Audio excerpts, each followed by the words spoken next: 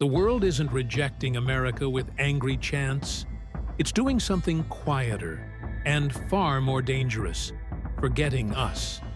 Imagine a nation that built tariff walls to keep jobs in, only to discover its allies have slipped the party invitations under a different door. The passport still scans. The welcome? Not so much. In bourbon towns, barrels age unsold. Across Pacific boardrooms, new trade clubs form, and the U.S. nameplate is missing. It's as if every door we slammed swung back, but not into our house, into someone else's open foyer. What happens when the superpower that wrote the rules walks into a ballroom and discovers the table's already set without it? If you find stories like this worth knowing, don't forget to like and subscribe. It helps us bring you more of what really matters. Ottawa never matched Washington's chest-thumping rhetoric. It chose arithmetic instead. On July 1st, St. 2018, Canada Day no less, Prime Minister Justin Trudeau authorized tariffs on $16.6 billion of U.S. goods, from steel coils to Kentucky. Bourbon. The numbers looked abstract until they reached Victor Yarbrough, co-founder of Bro Brothers Distillery in Louisville. Yarbrough had banked on cracking the lucrative Ontario liquor market. Instead, a 10% Canadian surcharge pushed each exported case above break-even. By spring 2025, the deal was gone. 11 bottling line employees were furloughed, and 3,600 cases of unshipped whiskey sat in a rented barn that costs more each month than Yarbrough once paid for oak barrels. Across the river in Indiana, Cooperage owner Todd Harrison watched orders collapse, even though his product never leaves U.S. soil. "Tariffs are like a domino row," he muttered, running a palm across idle staves. "We never thought the first tile had our name on it." American whiskey exports to Canada have fallen 35% since the duties hit. Kentucky's industry alone estimates a $500 million global loss. Meanwhile, the maple leaf countermeasures have been so precisely targeted. Jeans in Ohio, lawnmowers in Wisconsin, that some trade economists call them tariffs written by GPS. At a town hall meeting in Danville, one laid-off warehouse worker asked a question no official could answer. If the policy meant to bring factories back, why is the parking lot emptier than ever? Maybe the loudest sound in a trade war isn't the clash of metal, but the hush of forklifts that never start. When the neighbor across the fence swings back with equal force, is anyone inside the yard really safer? In October 2019, Washington levied a 25% duty on single malt Scotch to punish Europe over Airbus subsidies. Over the next 18 months, the industry bled $600 million, more than $1 million every day. At the tiny Ben Riach-side distillery in Speyside, founder Isla Kerr thought the blow would be temporary. "Surely politicians won't keep a 200-year heritage hostage," she told staff. But American importers slashed orders. One distributor canceled outright, citing a $40 tariff surcharge on every bottle. With warehouses filling, Kerr flew to Singapore. Within 6 weeks, a delicatessen chain in Orchard Road agreed to carry her whiskey at a markup affluent Asian tourists barely noticed. The pivot saved the business, but not the U.S. market share. By 2023, Asia-Pacific surpassed America as Scotch's most valuable region. Stateside bars trimmed Scotch lists and poured cheaper Irish blends. Some even replaced single malts with Japanese grain spirits. The tariff was lifted in 2021, yet sales never fully bounced back. American aficionados, spoiled for choice, discovered Taiwanese Kavalan and Indian Amrut during the hiatus and never looked back. Economists describe it as path dependence. Once distribution chains reroute, reversing them is like recarving a riverbed.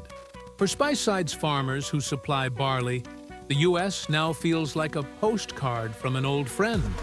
Fond memories, no forwarding address. As Isla Kerr locks her warehouse each night, she wonders if one skirmish over airplanes grounded centuries. Of whiskey commerce, how many other industries are circling the runway? Clearance revoked. California's Central Valley produces 4 out of every 5 almonds on Earth, and India used to buy a quarter of them. That changed in mid-2019 when New Delhi slapped retaliatory tariffs of up to 70% after losing its duty-free GSP status. On her Modesto ranch, third-generation grower Christine Gemperl watched freight quotes climb even faster than fertilizer costs. By harvest 2020, she bulldozed 40 acres of mature orchard. There was simply no cash flow to shake the branches. 2. Stay afloat.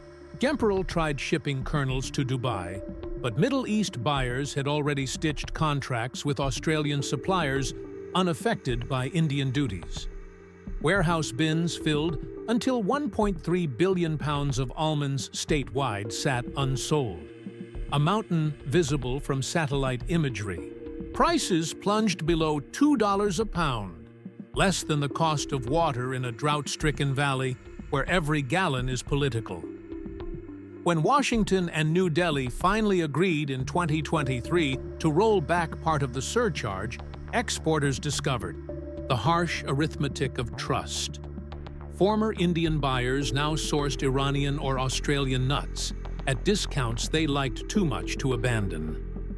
Christine walks past uprooted trees, their roots bleached in the sun like bones. It's not the tariff that kills you, she says. It's the time it gives your customer to forget you exist.